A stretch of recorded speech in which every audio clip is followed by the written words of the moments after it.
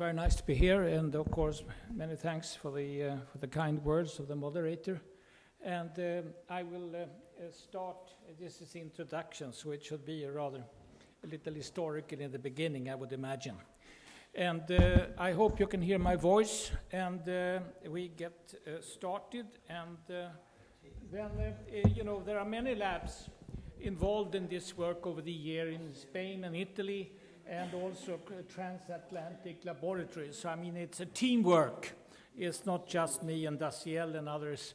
It's a huge group of people involved in this work over the years. And it started with at least for me, it started with the thesis work where I provided evidence for the existence of monoamine neurons in the central nervous system. And I'm immensely grateful to my teacher, Professor Hillarp, and Annika Dahlström, a young student, together with me, was of help really in the thesis work. And so I think then this was the first schematic description of these brainstem neurons with their cell bodies parcellated down here in the lower brainstem, and you have the dopamine, noradrenaline, and 5-HT pathways. They are the noradrenaline 5-HT in yellow and blue-green here with descending connections, ascending connections, monosynaptically, and through innervating the entire brain through collateral networks. And then here we have the famous Nigro-striatal in red, and its mesolimbic component is not so clearly shown over here. But it was something that we presented in 1965 at the second catecholamine symposium in Milan. It was mainly based on my thesis work. And now we shall go on and then focus on the Nigro-striatal dopamine pathway, because it's the one that is of relevance, as you all know, for Parkinson's disease. And this was one of the first pictures we ever took of the dopamine nerve cell bodies in the substantia nigra. And over here, when we did some partial removals, we could visualize also the axon bundles going all the way from the nigra into the striatum, producing a very dense innervation, dopaminergic innervation of the neostriatum. And all these results then together with the biochemical analysis, together with Arvid Carlson and Nils-Erik Andén, together with the lesion, they put it all together in this paper in Life Sciences in 1964 on the discovery of the Nigro-striatal dopamine pathways. And in continuing the work, it's also clear that we have islands, later on called striosomes, by a Graybill, who did beautiful work on these islands and their function. And it was the first observations that indicated that a striatum is built up of modules and of a matrix. And so for that reason, these observations were of high relevance. And then I think we should then also point out that all this work we did, the amine fluorescence, were validated in our work together with Mene Goldstein, which I met in 1969. And together we all could map out the catecholamine neurons with the catecholamine synthesis, antibodies against the catecholamine synthesizing enzymes, validating the work and extending the work.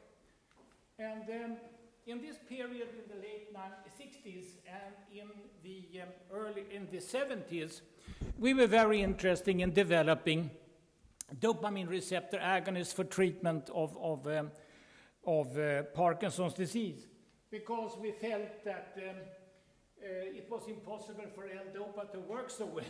And the reason was that we then we believed strongly that as Parkinson's disease progresses, you have an increased degeneration of dopamine nerve terminal networks, of dopamine cell bodies, and as time passes by, the carboxylation we thought would be taking place more or less exclusively within the remaining dopamine terminals and would not be sufficient to activate the receptors without dopamine terminals close by. And we then postulated the existence of a diffusion of dopamine in the extracellular space. So it was the beginning of volume transmission. And that we thought that, well, let's have the dopamine agonist coming in, which can reach all the receptors and produce a more improved activation of the targets for dopamine in relation to the degeneration process. And that's why we were so interested in developing dopamine agonists, also for tools in brain research. And, we could validate, the first one to be developed was apomorphine. That was in 1967, and it was discovered by Ernst, actually in Holland. And we validated it the same year in 1967. And then, 84, 95, we became interested in because it produced hypotension just like L-dopa. So we thought, well, perhaps it is a dopamine agonist, and turns out to be correct. And then we moved into bromocriptine. This is, the Pravidel. And the reason for that was that bromocriptine reduced prolactin secretion. And we had discovered that tuberoinfundibular dopamine neurons were inhibiting and participating in inhibiting the prolactin secretion. So we thought, well, it should be a dopamine agonist. Perhaps it should be good for treatment of Parkinson's disease. And it turns out to be correct, and we discovered a large number of ergot derivatives in this period, and we were especially fascinated by the clavins because they could activate both D1 and D2 receptors, and they were very potent and exciting, and I really don't know why we didn't continue work on these exciting clavins, but we got focused on the bromocriptine. And also together with Mene Goldstein, we studied pyrimidine and discovered anti-tremor activity and also involuntary movements with mimicking L-dopa in these years. And with regard to Pravidel or bromocriptine, we also found out that it was the first one to show lack of activation of adenine cyclase. So we interpreted it, this was in 1968. So we thought that, well, there has to be different types of dopamine receptors because this one is acting very well, but it doesn't activate adenine cyclase. So this was the beginning of the D2-like agonist story in Parkinson's disease, where pramipixole is D2-like and ropinirole. So we were fascinated by that, and of course, it didn't turn out, unfortunately, that the L-dopa still turned out to be the favorite among neurologists, but I think they do still play a relevant role in the treatment of Parkinson's disease. And perhaps we shouldn't go into more details over there, but this gives the background, and it started, and the dopamine agonists are still around, and perhaps induce less dyskinesias than L-dopa.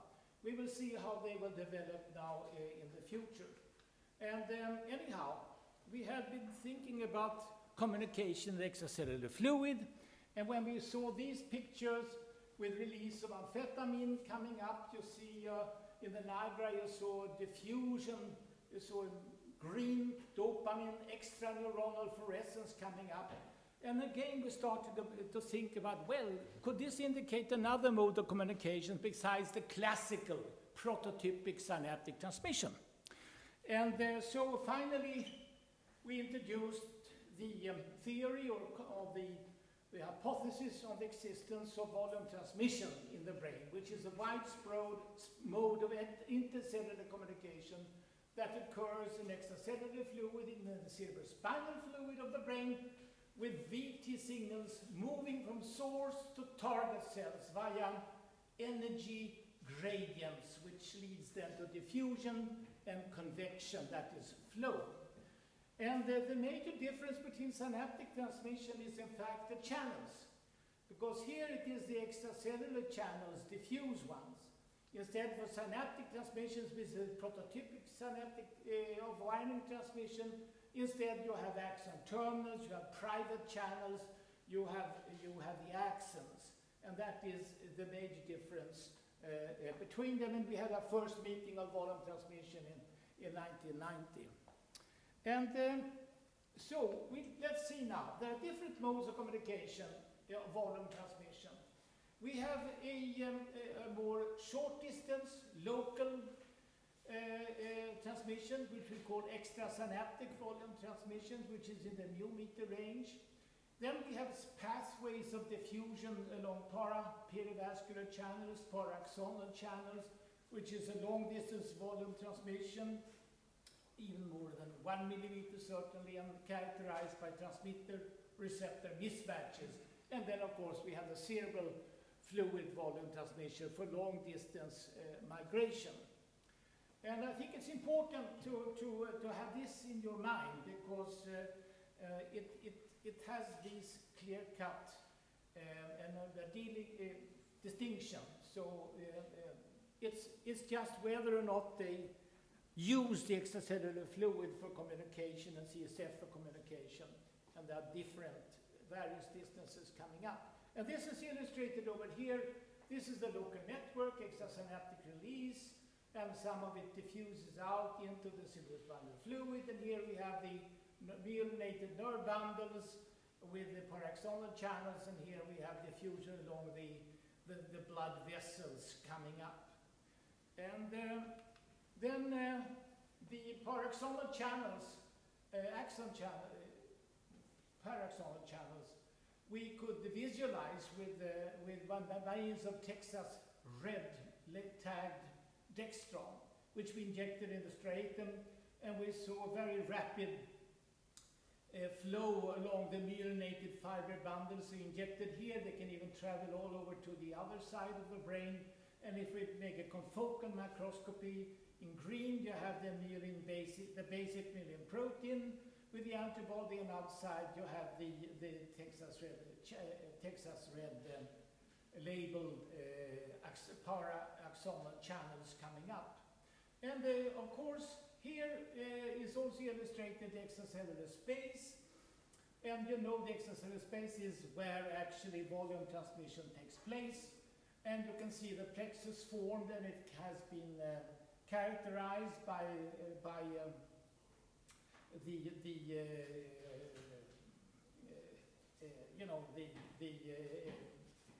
real-time iontophoretic techniques by especially Sukova and Nicholson, and it's characterized by 3 classical diffusion parameters: volume fraction, which is in red, which is the relative size of the space related to the brain tissue volume.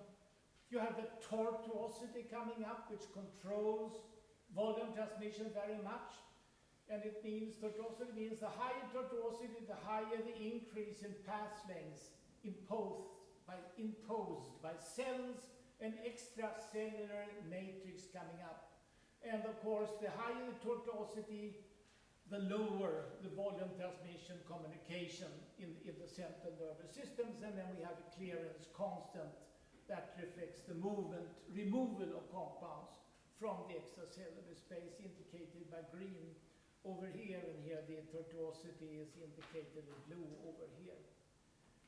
And then I want to illustrate the pressure forces and participating. And you know, we introduced in the 2004-2005 the so-called tide hypothesis of CSF volume transmission, signal migration, and clearance. We have the arterial pulse coming into the brain, which produces this pressure force, then cyclic pressure oscillations within the cerebrospinal fluid, which will travel down the Virchow-Robin spaces into the perivascular channels, into the pericapillary spaces, and finally into the extracellular space itself.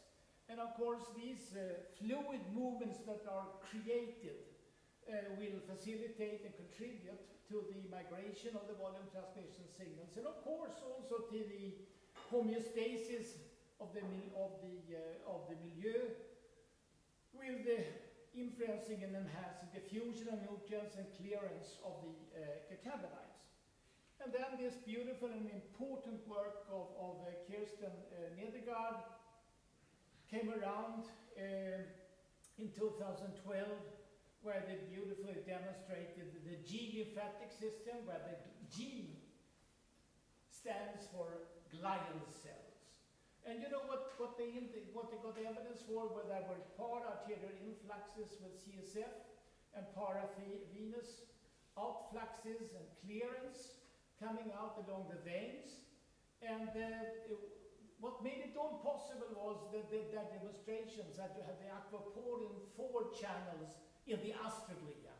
That's why they pushed the glia component, because through these channels, this transfer can become effective, because you have then streams of water passing from here, from these perivascular spaces, through the astroglia, into the intercellular space, into the extracellular space, and then it goes out via the astroglia and the aquaporin channel. So it becomes a very effective clearance system for fluids and solutes within the brain.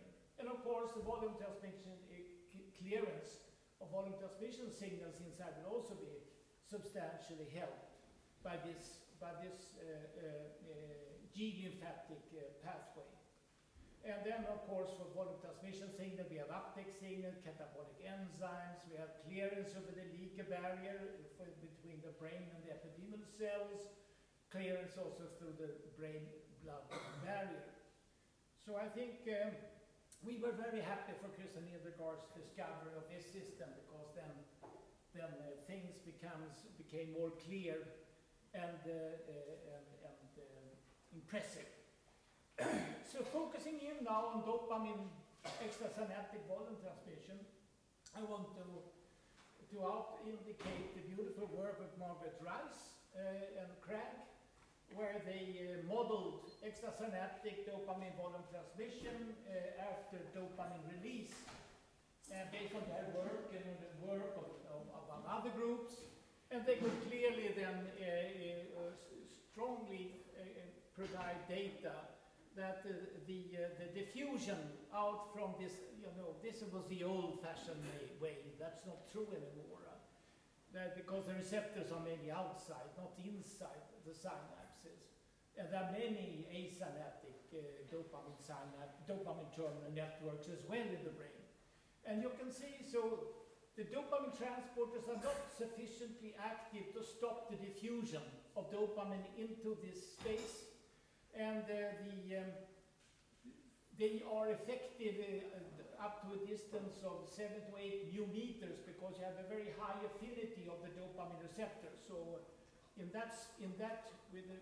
such a radius, this transmission is able to mediate a dopamine receptor activation. And then the receptors, so the role of the transporters are mainly to increase the clearance, the reuptake of dopamine. Once it reaches the space, it will be actively taken up into the dopamine terminals again. And so this is the major mode of operation of dopamine transmission, noradrenaline transmission, fiber steam transmission, and this is clearly indicated here in the work of Margaret Rice, together with many other observations by us and others. And also I would like to indicate that the volume transmission is also good, because it can help us interpret PET findings in vivo, in the human brain. Because especially the D2 receptors have a very high affinity for dopamine. And the most simple explanation that for the fact, observed by Farde and other specialists in PET, who observed that amphetamine can increase dopamine release and produce a more than 50% decrease in raclopride binding in the dorsal striatum. And of course, this can be explained by the enhancement of dopamine release out into the extracellular space, reaching increased amounts of raclopride binding sites extrasynaptically, and then displace the raclopride from its binding sites. So I think it does indicate that also in the human brain, at the local circuit level, we appear to have volume transmission in operation, at least for dopamine and mediated via D2-like receptors, which have a very high affinity. And then I just have to mention, perhaps you're not aware of, but there also exist actually mismatches in the dopamine systems. You have in the accumbens shell, which is a reward area for rewarding.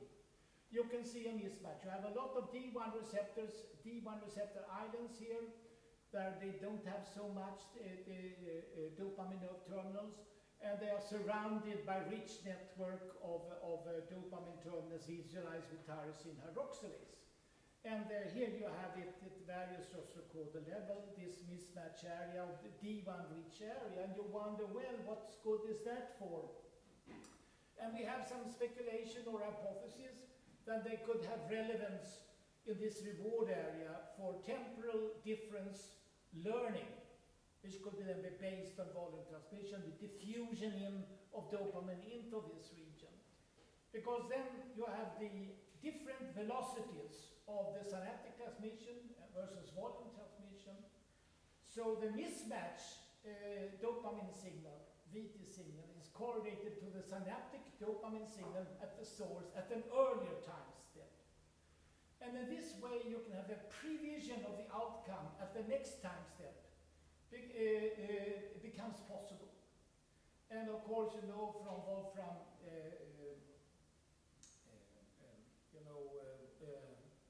Schultz's work that he demonstrated that dopamine at the beginning, dopamine neuronal activity is high at time of reward, and later on it's high at the delivery of the sensory cue.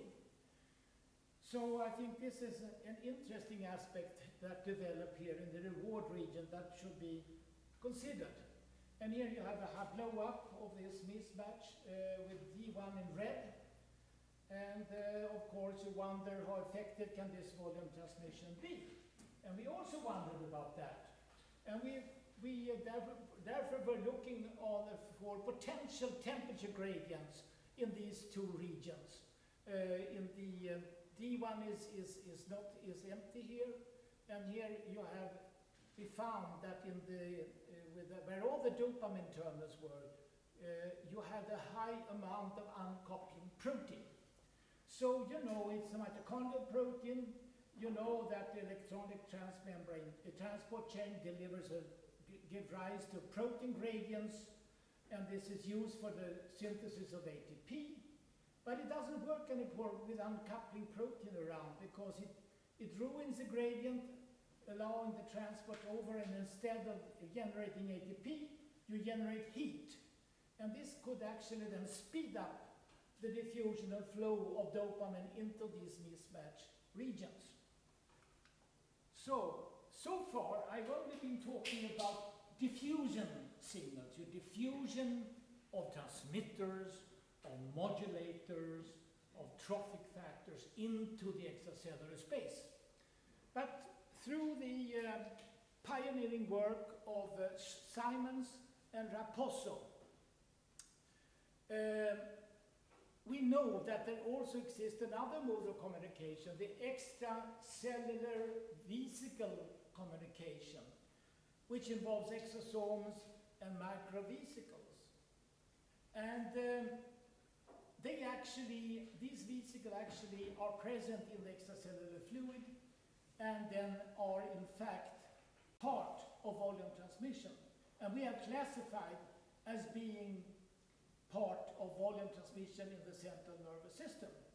And of course, this is a different story then. You go also into exosomes, which actually contain cargo of proteins especially, and also receptors, I will come to that, lipids, messenger RNA, microRNAs, mitochondrial DNA. So that gives, and they originate from endosomes, these vesicles, when the endosomes fuse into the plasma membrane, these small extracellular vesicles, 100 nanometers, can reach into the extracellular space. And you also have, in addition, shedding vesicles that arise from the plasma membrane. So this is a new aspect that makes the volume transmission richer, and these extracellular vesicles, they internalize exactly the molecular mechanism we don't know into cells, into nerve cells, or into glial cells, and all cells, more or less, in the brain can produce these extracellular vesicles, and then is an important part of volume transmission. And we have been fascinated especially about the receptor contents of these extracellular vesicles. These are cellular models. You have here D2 with immunogold techniques, A2A receptors over here shown with the immunogold techniques. And it seems clear then that they have a tremendous implication for plasticity in the central nervous system and elsewhere. Namely that these vesicles can be transported, then internalized, and suddenly this cell can decode a previously undetected neurotransmitter because you have this receptor coming up and being present there. So it's quite fascinating for plasticity for that reason.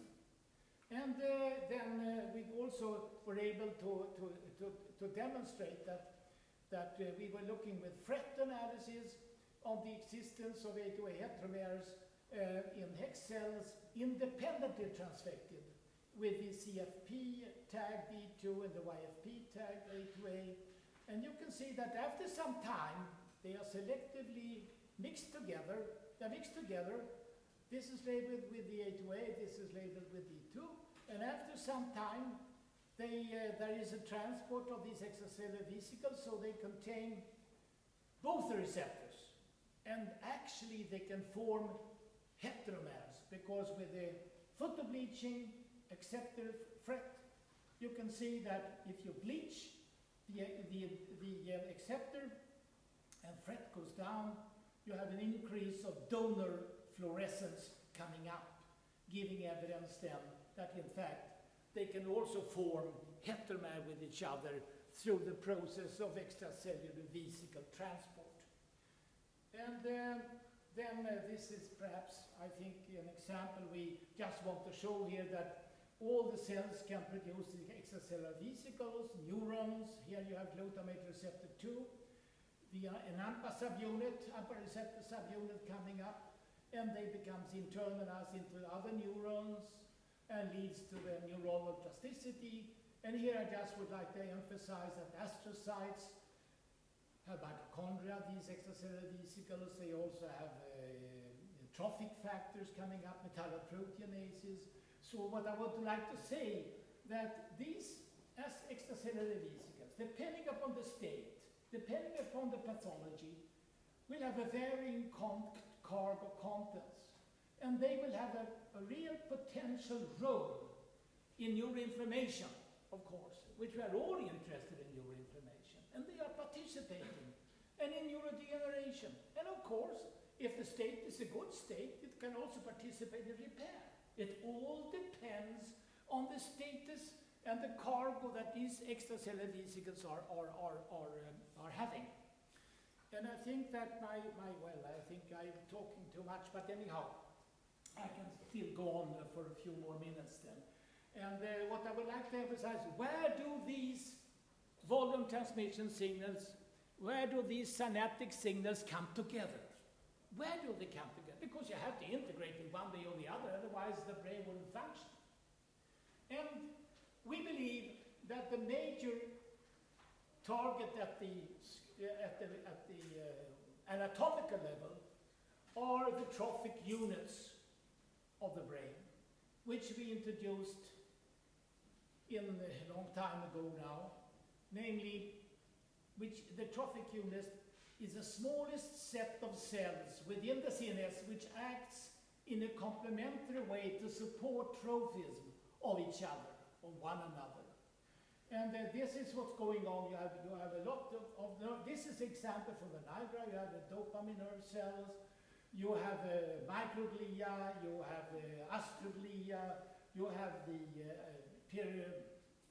the end feet, perivascular end feet, pericytes, and this is, so you have a lot of volume transmission signal and synaptic signals playing with each other in this region. And I think is a very,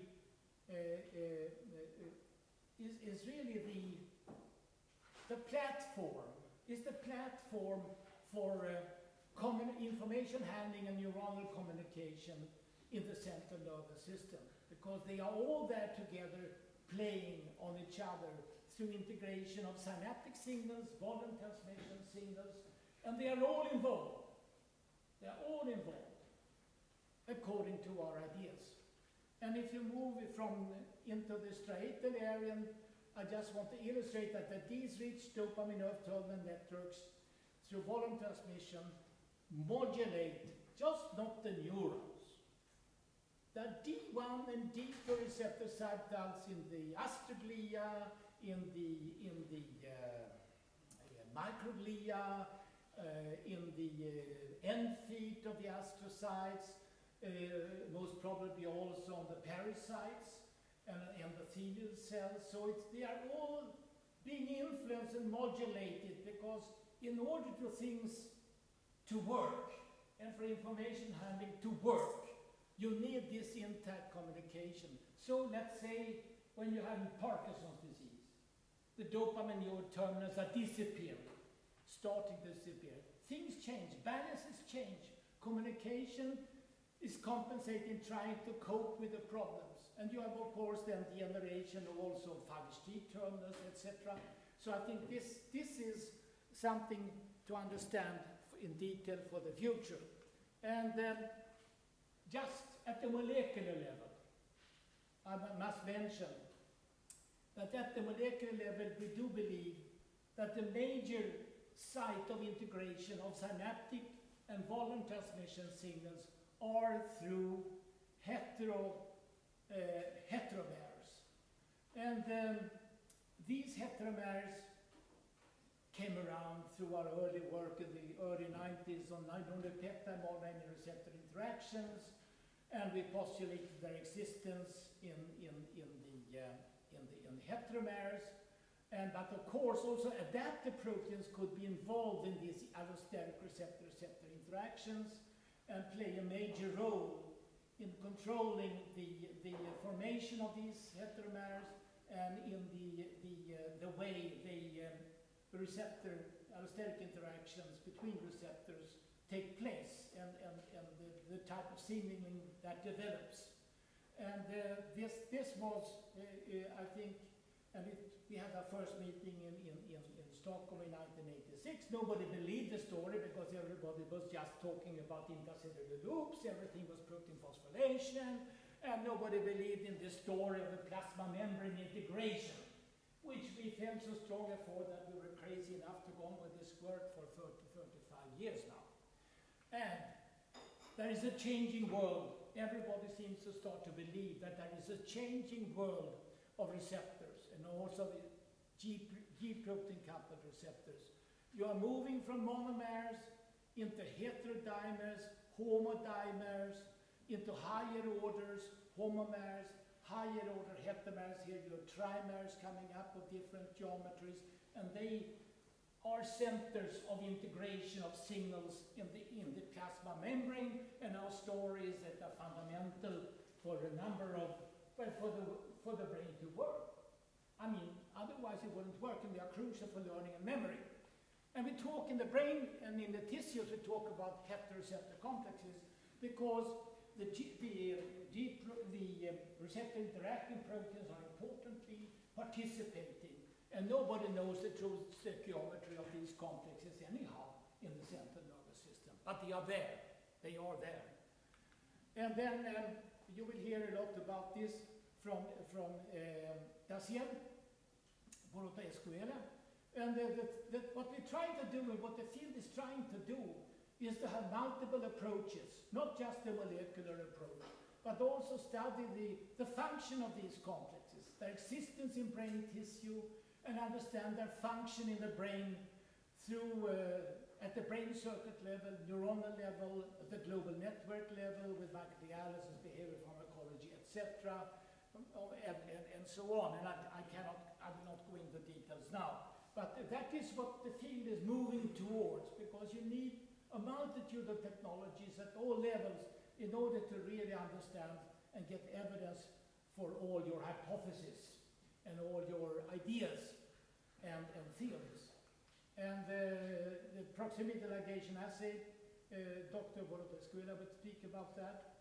They are very crucial for that, for the demonstration of these complexes in the central nervous system. This is just an example of breadth and breadth technologies coming up with the example A2AD2. You have the tag proteins. If they are together, if they are close together, making contact in cellular models, then you should get a transfer of energy, resonant energy transfer. To activate the CFP, its emission will then be able to activate this YFP, and you get the YFP emission, which is the FRET signal. And the same thing over with the BRET, bioluminescent resonance energy transfer. Here you have, instead of a fluorescent protein, as a donor, you have rendyl luciferase acting on the substrate. And if they are close together, a transfer of the bioluminescence energy can take place into the YFP, and you get the YFP signal. So these techniques, of course, were very important for the demonstration of these heteromers in cellular models. And finally, we in understanding the dynamics of these complexes, as they integrate synaptic and volume transmission signals, of course, they integrate also volume transmission signals themselves. But let's focus on that. Yeah, I came around and liked quite a lot the theories of Jeffrey. She spoke about moonlighting proteins as a multifunctional protein where different functions are found in single strands of amino acids, not linked to splicing, etc.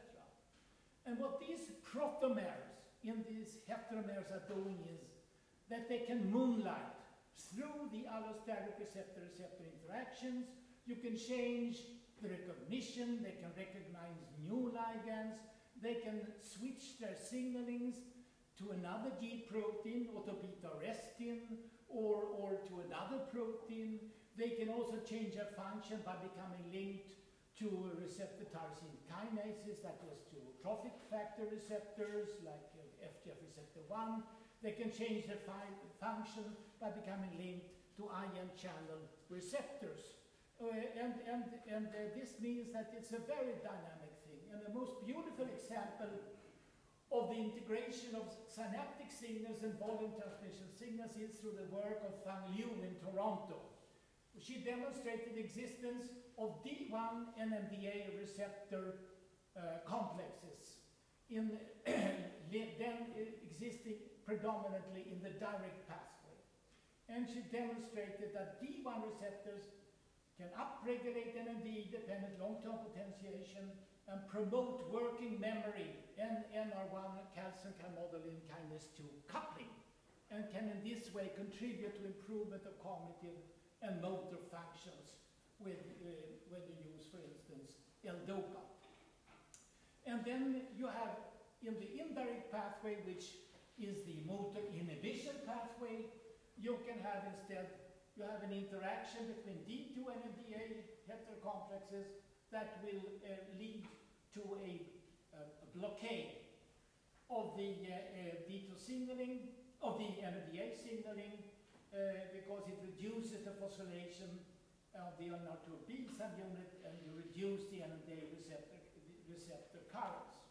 And this will, of course, then reduce the NMDA drive of the indirect pathway, which is motor inhibition pathway, and can then contribute to the D2 agonist activation of movements. Well, my time is out. I don't want to, well, this is actually a rather fundamental slide. I can end with that one. then is, well, what is the importance of this integration to exemplify to you then?